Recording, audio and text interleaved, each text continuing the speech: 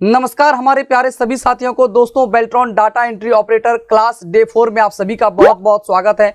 दोस्तों क्लास 1, 2 और 3 में हम लोग इस नोट से पेज नंबर 1 से लेकर पेज नंबर 13 तक कंप्लीट कर चुके हैं। आज के सेशन में यानी कि डे 4 सेशन में हम लोग पेज नंबर 14 से अपनी पढ़ाई को आगे बढ़ाएंगे। तो चलिए दोस्तों हम लोग आगे बढ़ते हैं। दोस्तों अगर आप अभी तक इस नोट्स को परचेस नहीं किए हैं तो www.helpinggaurav.com पर जाकर आप लोग परचेस कर सकते हैं। तो चलिए दोस्तों बिना समय बर्बाद किए हम लोग पेज नंबर 14 पर पहुंचते हैं। और दोस्तों उससे पहले मैं आप सभी को बताना चाहूंगा कि अगर आप अभी तक हेल्पिंग गौरव यूट्यूब चैनल को सब्सक्राइब नहीं किए हैं तो जल्द से जल्द लाल कलर के सब्सक्राइब बटन के दबाकर हमारे चैनल को सब्सक्राइब कर ले और बगल के बेल आइकन को दबाकर ऑल पर क्लिक करना बिल्कुल ना भूलें। दोस्तों ये मैं आप लोग को इसलिए करने के लिए बोलता हूं क्योंकि जैसे ही मैं क्लास अपलोड करूं यूट्यूब पर आप लोग को नोटिफिकेशन यानी कि सूचना जाए और आप लोगों का कोई भी क्लास मिस ना करे। दोस्तों आज तक जो है टोटल 3 क्लास हो चुकी है, आज चौथी क्लास है। दोस्तों एक प्रश्न जो स्टूडेंट का था वो आप लोग कमेंट किए थे कि सर इतना बेसिक जो पढ़ा रहे हैं क्या इतना बेसिक जो है बहुत ही ईजी सब प्रश्न जो पढ़ा रहे हैं क्या ये हम लोग के एग्जाम में पूछा जाएगा। तो मैं आप सभी को बार बार बोल रहा हूँ कि 2019 के एग्जाम से आप लोग अपने आप को जो है कंपेरिजन मत कीजिए, क्योंकि 2019 का एग्जाम से बहुत ही ज़्यादा हटकर बहुत ही टफ 2024 का एग्जाम होने जा रहा है। इसलिए आप लोग को बेसिक से पढ़ना है और बहुत ही अच्छे से पढ़ना है। और दूसरी बात दोस्तों मैं आप सभी को बताना चाहूँगा कि ये जो आप बेसिक बोल रहे हैं इस बेसिक से मैंने आप सभी को कम से कम डे 1, डे 2 और डे 3 तक में अब तक मैंने कम से कम 50 से लेकर 70 बहुत ही इंपॉर्टेंट ऑब्जेक्टिव क्वेश्चन करवा चुका हूं।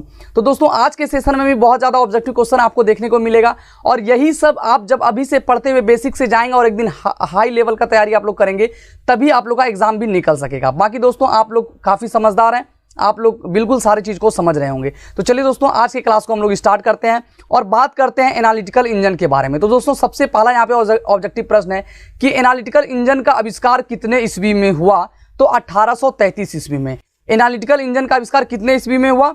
तो 1833 ईस्वी में हुआ।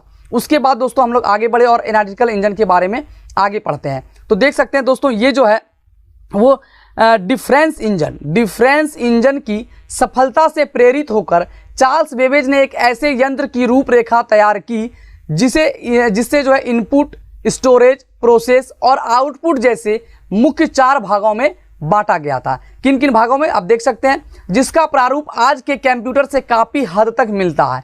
इस मशीन की संरचना अपने आप में संपूर्ण थी। इसमें न केवल अंकगणितीय गणनाएं को करने की क्षमता थी बल्कि आउटपुट को स्टोर करने का विचार भी इस मशीन में पहली बार प्रस्तुत किया गया था। अब यहाँ पे देखिए कितना प्रश्न ऑब्जेक्टिव बन रहा है। एक तो सबसे इंपॉर्टेंट प्रश्न बना कि एनालिटिकल इंजन का आविष्कार कितने ईस्वी में हुआ? तो 1833 ईस्वी में। दूसरा चीज दोस्तों अब आपसे प्रश्न पूछा जाएगा कि इस अंकगणितीय क्रियाओं को करने की क्षमता रखने वाला और उसके साथ साथ आउटपुट को स्टोर करने की क्षमता रखने वाला वो कौन सा पहला इंजन था? तो आपको एनालिटिकल इंजन पर क्लिक करना है। तो दोस्तों उसके बाद हम लोग आगे बढ़े तो देख सकते हैं यहाँ पे एक एनालिटिकल इंजन का जो है यहाँ पे फिगर डाला गया है।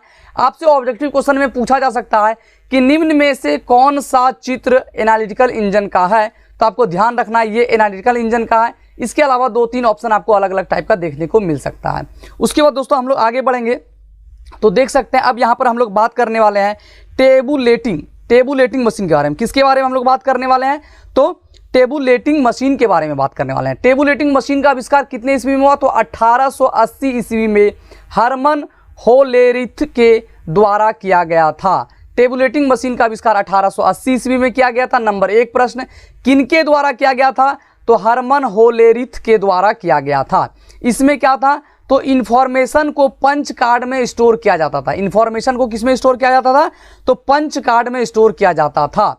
उसके बाद देख सकते हैं दोस्तों 1896 ईस्वी में होलेरिथ ने टेबुलेटिंग मशीन कंपनी की स्थापना की थी। ठीक है, अब देखिए आपसे पूछा जाएगा कि होलेरिथ ने टेबुलेटिंग मशीन कंपनी की स्थापना कितने ईस्वी में की थी?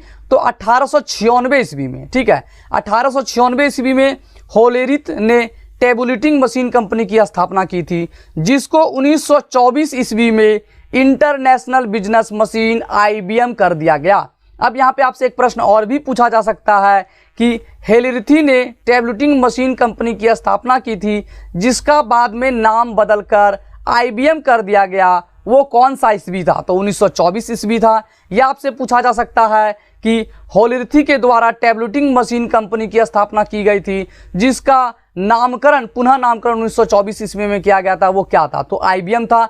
IBM का फुल फॉर्म बार बार पूछा जाता है, ये भी बहुत ही इंपॉर्टेंट प्रश्न है, इंटरनेशनल बिजनेस मशीन। तो दोस्तों उम्मीद है कि आप ये सारा चीज़ जो है कवर करते हुए जा रहे होंगे और सही से समझ रहे होंगे। अब हम लोग बात करेंगे मार्क 1 की। मार्क 1 इसका आविष्कार 1930 ईस्वी में। अब आपसे पूछा जाएगा कि मार्क 1 का आविष्कार कितने ईस्वी में हुआ था? तो मार्क 1 का आविष्कार 1930 ईस्वी में हार्वर्ड आइकॉन के द्वारा किया गया था। किसके द्वारा? हार्वर्ड आइकॉन के द्वारा किया गया था। आपसे प्रश्न पूछा जाएगा वो मार्क 1 का आविष्कार किसने किया? तो हार्वर्ड आइकॉन के द्वारा किया गया था। कितने ईस्वी में किया गया? तो 1930 ईस्वी में किया गया। यह विश्व की पहली, यह क्या है? विश्व की पहली इलेक्ट्रोमैकेनिकल कैलकुलेटर मशीन है। यह क्या है? विश्व की, अब आपसे पूछा जाएगा विश्व की पहली इलेक्ट्रोमैकेनिकल मैकेनिकल कैलकुलेटर मशीन कौन सी है? मार्क 1, मार्क 2, मार्क 3, मार्क 4, आपको इस तरह का ऑप्शन देखने को मिल सकता है। तो आपको ध्यान रखना है कि मार्क 1 वो पहली मशीन है विश्व की जिसमें पहली इलेक्ट्रोमैकेनिकल कैलकुलेटर मशीन का उपयोग किया गया था। आप देख सकते हैं ये बहुत ही आसान सा। अब दोस्तों हम लोग बात करेंगे ENIAC के बारे में। दोस्तों ENIAC से रिलेटेड एक ना एक प्रश्न पूछा ही जाता है और ये बहुत ही इंपॉर्टेंट होने जा रहा है। सबसे पहले दोस्तों ENIAC का फुल फॉर्म क्या होता है? तो electronic numerical integrator and calculator, ये इसका फुल फॉर्म है जो बहुत ही इंपॉर्टेंट है। फिर से मैं आप सभी को बताना चाहूंगा कि ENIAC का फुल फॉर्म क्या होता है? तो electronic numerical integrator and calculator होता है। इसका आविष्कार यानी ENIAC का आविष्कार कब हुआ? तो 1946 ईस्वी में हुआ। ENIAC का आविष्कार किसने किया? तो J Presper, Eckert and John Mauchly के द्वारा किया गया था। आप देख सकते हैं तीन बहुत ही इंपॉर्टेंट प्रश्न है। ENIAC का फुल फॉर्म, ENIAC का आविष्कार कब हुआ और किसने किया। यह विश्व का पहला इलेक्ट्रॉनिक कंप्यूटर था। आपसे पूछा जाएगा कि विश्व का पहला इलेक्ट्रॉनिक कंप्यूटर क्या था, कौन था, कौन सा था? तो ENIAC आपको टिक करना है, ये आप लोग को ध्यान में रखना है। उसके बाद दोस्तों हम लोग आगे बढ़े तो अब हम लोग बात करने वाले हैं 8SEC के बारे में। 8SEC का फुल फॉर्म क्या होता है? तो electronic delay storage automatic calculator, ये इसका फुल फॉर्म होता है, ध्यान में रखना है। 8SEC का full form electronic delay storage automatic calculator, ये इसका फुल फॉर्म होता है जो काफ़ी महत्वपूर्ण होगा। इसका आविष्कार यानी कि 8SEC का आविष्कार जो है 1949 ईस्वी में मोरिस विल्केस के द्वारा किया गया था। अब दोस्तों हम लोग आगे बढ़ते हैं और हम लोग बात करेंगे जनरेशन ऑफ कंप्यूटर यानी कि कंप्यूटर की पीढ़ियां के बारे में। तो दोस्तों जनरेशन ऑफ कंप्यूटर जो है ये काफ़ी आप कह सकते हैं कन्फ्यूज़न वाला सब्जेक्ट है, ठीक है, टॉपिक है और इसमें बहुत सारे लोग जो है कंफ्यूज करेंगे, ठीक है। टोटल जो ये 5 पीढ़ी में बांटा गया है कंप्यूटर को, जिसमें दोस्तों पहला, दूसरा और तीसरा, इसमें तो बहुत कम कंफ्यूजन है, लेकिन चौथा और 5वां पीढ़ी जो है 4 और 5, ये दो जो पीढ़ी है इसके ईस्वी को लेकर बहुत सारी चीज़ों में कन्फ्यूज़न है। कुल मिलाकर दोस्तों ये जो है काफ़ी धैर्य से और अच्छे से पढ़ने वाला जो है टॉपिक है, इस पर हम लोग जो है बात करते हैं और आगे हम लोग बढ़ते हैं।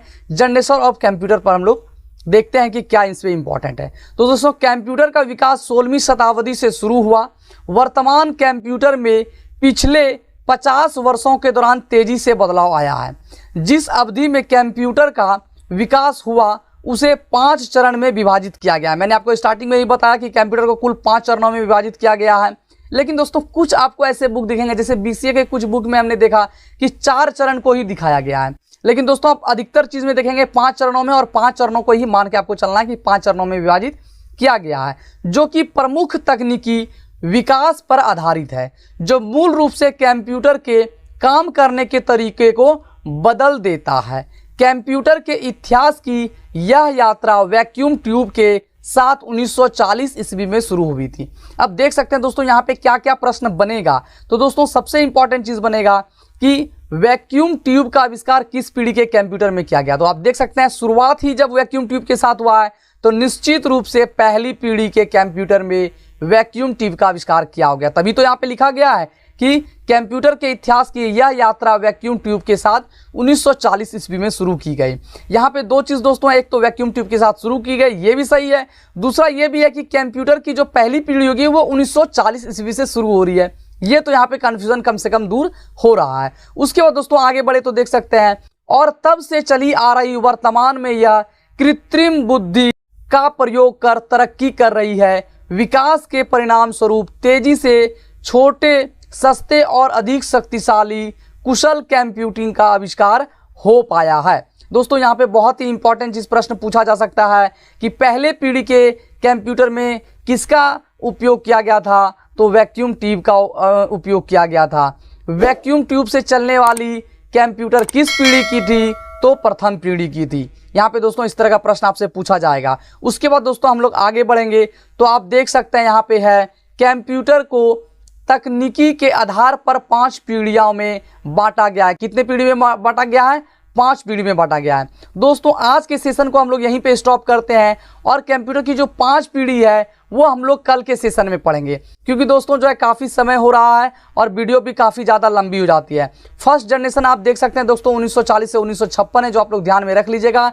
बाकी दोस्तों इस पर विस्तार से चर्चा हम लोग कल के टॉपिक पर बात करेंगे, कल पर हम लोग बात करेंगे। तो चलिए दोस्तों आज के लिए इतना ही, मिलते हैं फिर से आपसे अगली वीडियो में। तब तक के लिए बाय एंड टेक केयर। जय हिंद, वंदे मातरम।